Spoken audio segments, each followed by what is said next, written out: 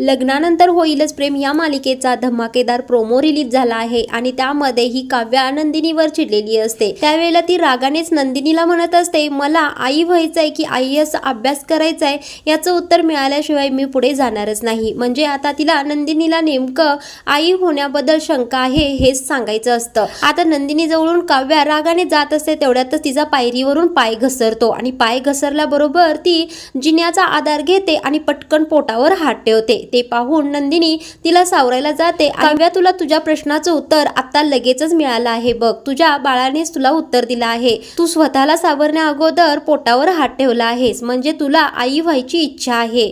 आता इथे नंदिनी काव्याला समजूत घालणार आहे की तू आई होण्याबरोबर IASचा अभ्यास सुद्धा करू शकतेस। आता इकडे रम्या नवीन प्लॅनिंग करतच म्हणत असते, या काव्याच्या सगळ्या प्रश्नांची उत्तरे तर मीच देणार आहे, तीही कायमची। तर आता ही रम्या नेमकं काय करणार आहे काव्याच्या बाबतीत तेच आपल्याला पुढील भागांमध्ये पाहायला मिळणार आहे।